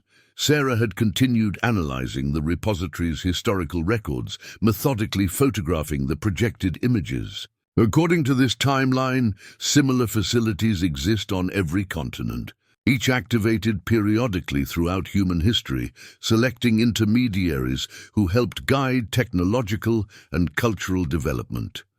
"The mythological gods," Carlos suggested. "Divine beings who brought knowledge to humanity, then departed with promises to return." "Not myths," Adrian confirmed. "Real interventions, but misinterpreted through pre-scientific understanding." Marcus returned from scouting the chamber's perimeter. "There's another exit on the lower level. If we need to evacuate, we have options." Adrian shook his head. "Leaving now would mean abandoning everything we've discovered. And there's something else." He approached the center of the chamber, where the repository continued its silent display. With a gesture from his gauntleted hand, the projections shifted to reveal new information, a global map showing pulsing points of light distributed across all continents. "Other facilities are activating," he explained. "The process began the moment we fully accessed this one. They're all connected, designed to synchronize their awakening." "How many?" Elena asked. 16 major complexes with hundreds of smaller nodes," Adrian replied, the information flowing through his neural interface. "Some remain buried and untouched. Others have been partially discovered over centuries, their technologies misidentified or misunderstood. A few have been deliberately hidden by human caretakers, bloodlines descended from previous intermediaries. The implications were staggering. An entire network of advanced technological sites, hidden in plain sight throughout human history, now stirring to life simultaneously." Sarah pointed to a pulsing light in the southwestern United States. "That one's showing unusual activity patterns." Adrian focused his awareness, connecting through the facility's communication systems. Information flowed back, troubling in its implications. "It's been compromised," he reported. "A government research facility was built directly above it in the 1950s. They've been studying fragments of the technology for decades without understanding its purpose or connection to other sites. Area 51? Marcus asked with raised eyebrows. Nothing so dramatic, Adrian replied. A nondescript installation in New Mexico, officially designated for geological research. They discovered artifacts similar to what we've found here, but lacked the context to properly interpret them. The conversation paused as the chamber resonated with a deep, harmonic tone. From a recessed wall section, a previously hidden compartment opened to reveal an object that immediately commanded everyone's attention. Unlike the technological artifacts they had encountered so far, this appeared to be organic in nature, a crystalline structure resembling a small tree, approximately 2 feet tall.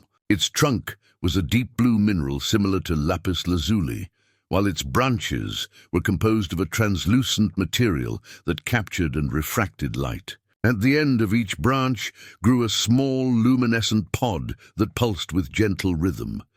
The Genesis seed, Adrian whispered, the name appearing in his consciousness. A biological archive containing DNA samples from the architect's homeworld.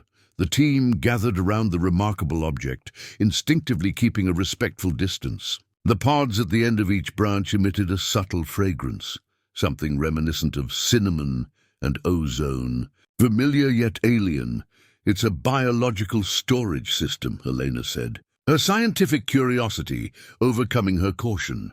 Those pods contain genetic material preserved in a crystalline matrix. More than genetic material, Adrian corrected, accessing deeper information through his neural connection. They contain complete ecological templates, not just individual species, but entire environmental systems designed to interact harmoniously. For what purpose? Sarah asked, though her expression suggested she already suspected the answer. Terraforming, Adrian replied. The architects plan to introduce compatible elements from their world into Earth's biosphere. Plants, microorganisms, possibly even animal species that could coexist with Earth's native life. Colonization, Marcus translated bluntly. Synthesis, Adrian countered. The same process they applied to human development, finding compatible foundations and enhancing them to create something new. Not replacement, but evolution, guided, accelerated evolution. The Genesis seeds pods pulsed more rapidly, as if responding to their discussion. Through his connection, Adrian sensed that the biological archive was preparing for activation, the first stages of a process designed to begin precisely when the architects returned. It's starting already, he said quietly. The countdown isn't just about their physical return. It's about preparing Earth's systems to receive them. The facilities are awakening, the biological templates are activating, and intermediaries are being connected worldwide. The enormity of what they had discovered was finally becoming clear. This wasn't merely an archaeological find that would rewrite human history. It was the precipice of a transformation that would redefine humanity's future. We need to decide, Adrian said, looking at his colleagues with newfound gravity. Whether to help facilitate this transition or try to prevent it. Tension filled the chamber as Adrian's question hung in the air. Each team member processed the implications differently, Elena with scientific fascination, Marcus with strategic concern, Sarah with scholarly objectivity, and Carlos with spiritual wonder. Do we even have a choice? Marcus finally asked. From what you've described, this process has been in motion for millennia. Can 5 people really affect something of this magnitude? Before Adrian could answer, his expanded awareness detected a shift in the military team's activities. They've established communication with their headquarters. They're discussing a containment protocol, something involving targeted demolition charges. They would destroy this place? Sarah asked, appalled at the thought of losing such invaluable knowledge. Not just destroy it, Adrian clarified, processing the encrypted communications flowing through his neural interface. They want to seal it permanently, bury everything we've discovered. Elena approached the Genesis seed, studying its gently pulsing pods. Adrian, you said other intermediaries have been connected worldwide. Can you communicate with them through this network? Adrian nodded, the possibility already forming in his consciousness. Through the facility's systems, he could sense other neural interfaces activating across the globe, minds like his, suddenly expanded by connection to ancient technology. Both seemed confused, disoriented by their new awareness. A few, however, had been prepared for this moment through generations of carefully preserved knowledge. I can reach them, he confirmed, though the connections are still forming. As he spoke, a section of the chamber wall transformed, becoming a transparent display that showed real-time images from locations around the world. Archaeological digs in Egypt, where puzzled researchers examined suddenly activated artifacts. A monastery in Tibet, where monks gathered around a glowing crystalline structure embedded in their ancient meditation chamber. A research facility in Antarctica, where alarmed scientists backed away from equipment suddenly operating without power sources. It's happening everywhere, Sarah whispered.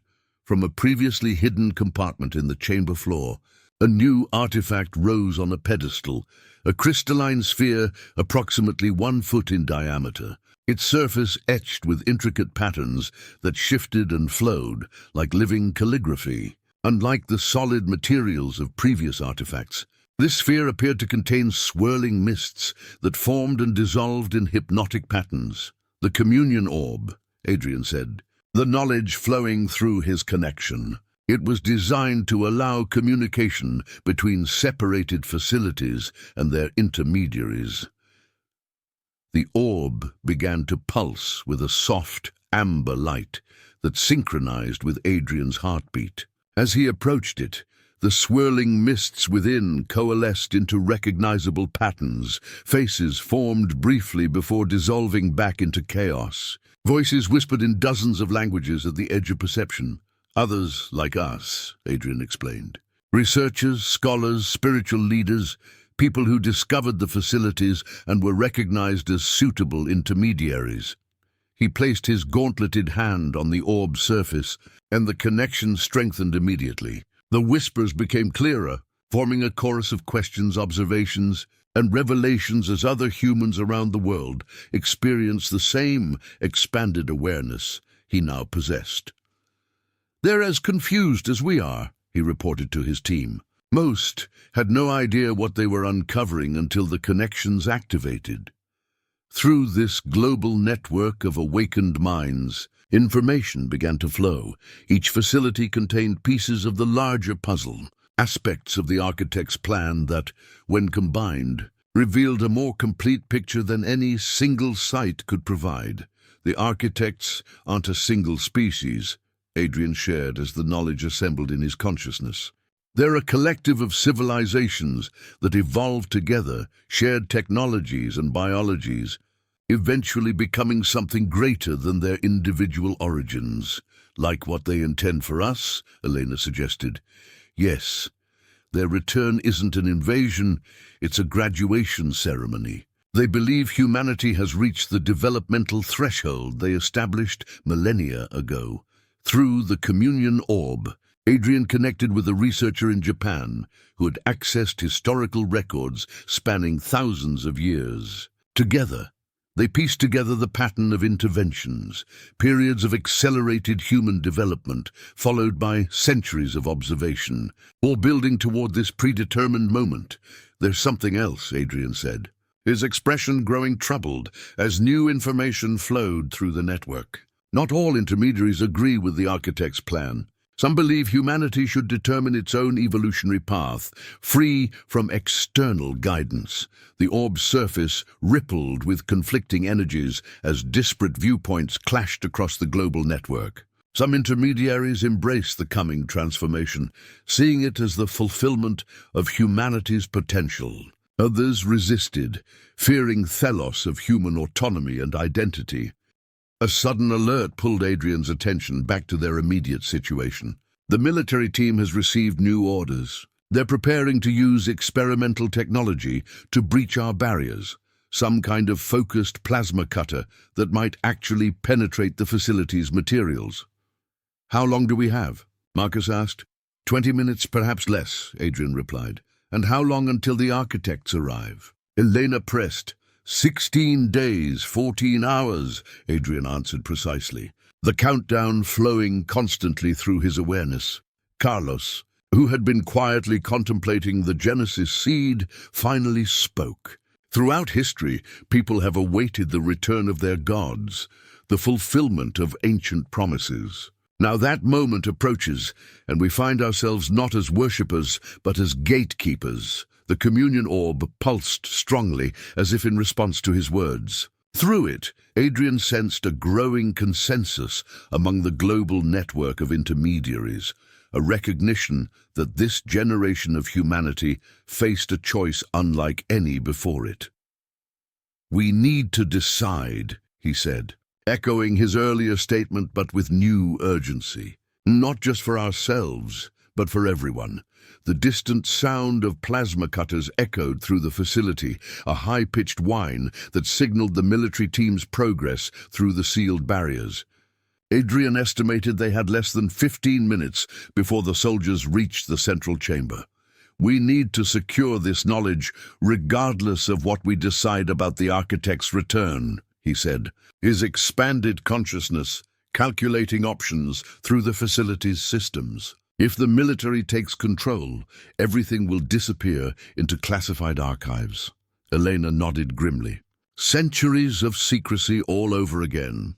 Adrian gestured toward the repository and Genesis seed. "These contain knowledge that belongs to all humanity, not just governments or military interests." Through the communion orb, Adrian sensed similar scenarios playing out at other facilities worldwide. Government forces moving to secure sites, researchers struggling to preserve discoveries, intermediaries making desperate decisions about humanity's relationship with its creators. "There is another option," he said, accessing deeper facility protocols through his neural interface. A transmission system designed for precisely this situation. The chamber floor reconfigured, revealing a circular platform ringed with crystalline pillars. From its center rose a slender obelisk composed of the same iridescent material as the gauntlet Adrian wore. The obelisk's surface was etched with thousands of microscopic circuits that pulsed with internal energy. "The beacon," Adrian explained, recognizing it through his connection. "It was created to broadcast the facility's complete knowledge globally if interference was detected." "Broadcast how?" Marcus asked, eyeing the device with professional interest. "Through networks both technological and otherwise." Adrian struggled to translate the concept flowing through his consciousness. It would interface with existing human communications infrastructure, internet, satellite systems, broadcast frequencies, while simultaneously establishing direct connections to receptive human minds. "Mind control?" Sarah asked sharply. "No," Adrian corrected. "More like accessibility, making the knowledge available to anyone capable of receiving it. Not controlling thoughts, but offering information previously hidden." The beacon pulsed as Adrian approached, responding to the gauntlet's proximity. Through his expanded awareness, he sensed its capabilities, a system designed to circumvent attempts at containment by distributing knowledge too widely to be suppressed. "It would change everything," Elena said, grasping the implications. "Human history, our understanding of evolution, religious beliefs, scientific paradigms, all transformed overnight." "Chaos," Marcus suggested. "Illumination," Carlos countered. The whine of plasma cutters grew louder. The military team had breached another barrier, now just 2 chambers away. "We need to decide," Adrian pressed. "The beacon requires deliberate activation by an authorized intermediary."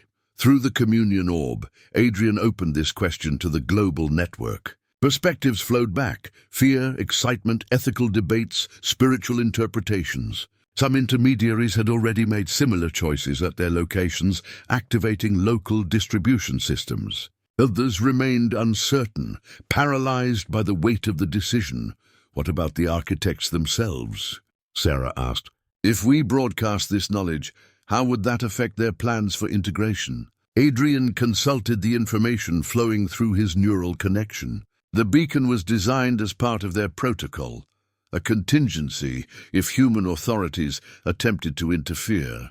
They anticipated this scenario, so they expect us to share this knowledge, Elena concluded, but not control our choice about whether to accept their return, Adrian added, understanding flowing through his consciousness. The beacon ensures informed choice for humanity. What we do with that information remains our decision. The soldiers were now in the adjacent chamber, their communications indicating they had encountered and were attempting to disable the Guardian units protecting the approach. "It's now or never," Marcus warned. Adrian turned to his team, seeing the question in their eyes. "This isn't just my decision to make. We discovered this together." Elena stepped forward first. "Knowledge should be free, especially knowledge this fundamental to our origins." "I support activation." Sarah nodded her agreement. "As a linguist, I've dedicated my life to understanding how communication shapes civilizations. This is the most important message humanity has ever received. It should be heard." Marcus hesitated longer, his military background making him cautious about unleashing such potentially destabilizing information. Finally, he sighed. Control of this knowledge by any single government would be more dangerous than its release. "I agree to activation." Carlos, who had remained contemplative through much of their ordeal, finally spoke.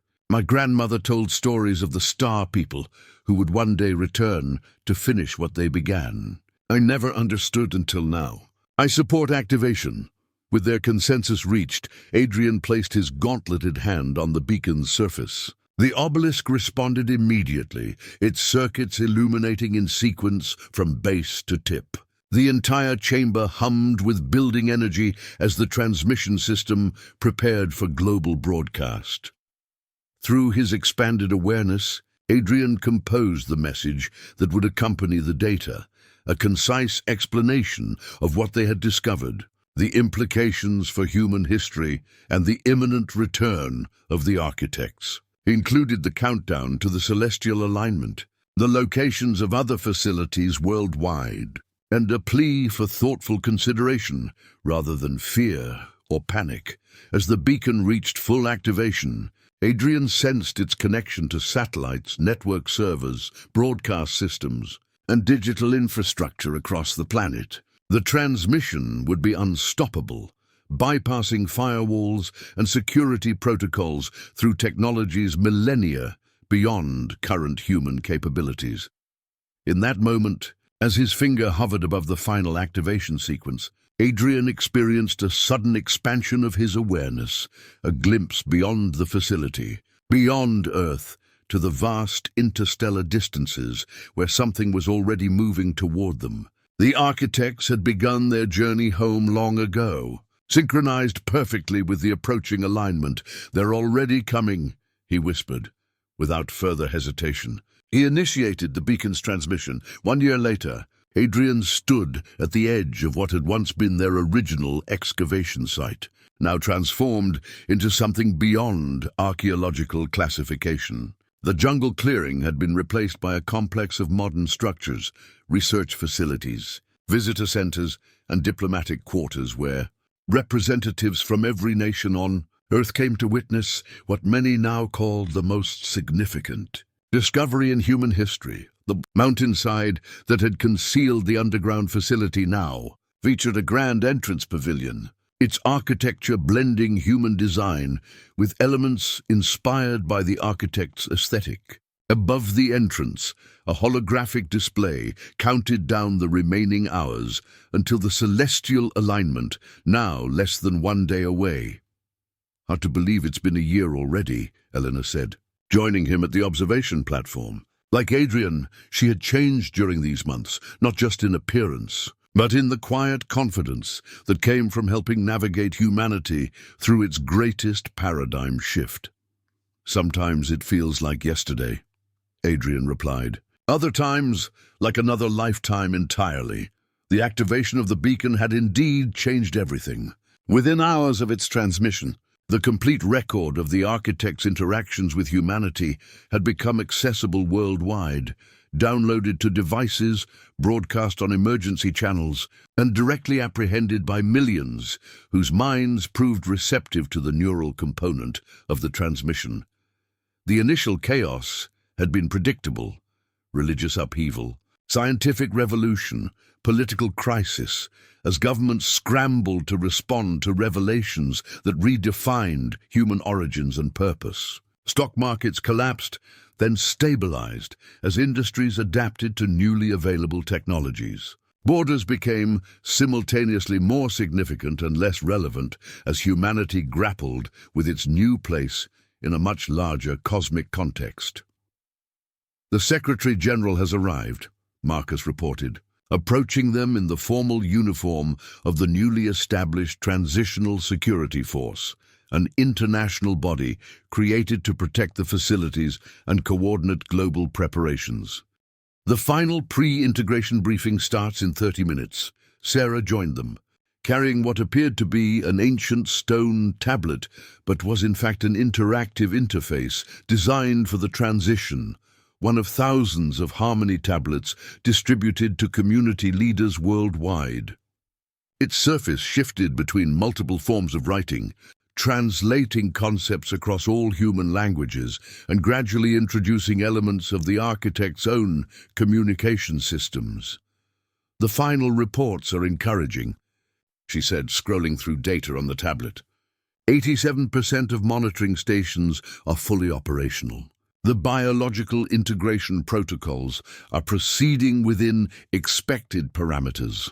Adrian nodded, though his attention had been drawn to a new arrival at the site perimeter. A sleek shuttle had landed on one of the designated pads, its design incorporating elements of technology reverse-engineered from the facility's archives. From it emerged Carlos, now serving as a liaison between the scientific teams and the indigenous communities whose ancestral knowledge had suddenly gained new significance. "The elders have completed their preparations," Carlos announced as he joined the group. "The traditional ceremonies will synchronize precisely with the alignment." Adrian smiled at the elegant fusion of ancient human rituals with cosmic mechanics, exactly the kind of synthesis the architects had designed into their plan, the old and new, traditional and technological, merging into something greater than either could be alone. "Any word from the resistance enclaves?" Marcus asked quietly. The question acknowledged what everyone present understood. Not all of humanity had embraced the coming integration. Small communities had formed in remote locations, composed of those who rejected the architect's return and clung to human independence despite all revelations. Most governments had adopted a policy of respectful non-interference, allowing these enclaves their autonomy while proceeding with global preparations. "They remain committed to their position," Adrian replied. "But the latest communications suggest they're adopting a wait-and-see approach rather than active opposition." "That's progress." The team's conversation paused as a soft chime sounded from Adrian's wrist device, a communication interface that linked him to the facility's systems and, through them, to the global network of intermediaries. The message displayed was simple but momentous: final confirmation that the architect's vessels had entered the solar system. "They're passing Jupiter's orbit," he announced. "Arrival trajectory exactly as predicted." Elena checked her own device, which monitored the Genesis seed and similar biological archives worldwide. "The terraforming preliminaries are complete. Earth's biosphere is ready to receive the complementary systems." A sudden commotion at the facility entrance drew their attention. A group of researchers emerged, escorting what appeared to be a young woman. Yet even from a distance, subtle differences were apparent, her movements too precise, her features suggesting human ancestry blended with something else. "The integration prototype," Sarah whispered. Adrian nodded, recognizing the culmination of work that had begun in the facility's medical chambers. Volunteers from around the world had participated in the first controlled genetic modifications. allowing their bodies to be enhanced with elements from the architect's genome, a preview of the changes humanity would undergo during full integration. The prototype approached their group, moving with ethereal grace. Her eyes held knowledge beyond human experience, yet also recognizable compassion. "The vessels will arrive precisely at alignment," she informed them, her voice containing harmonics impossible for an unmodified human larynx. The architect sent a message of anticipation and reassurance. All proceeds as intended.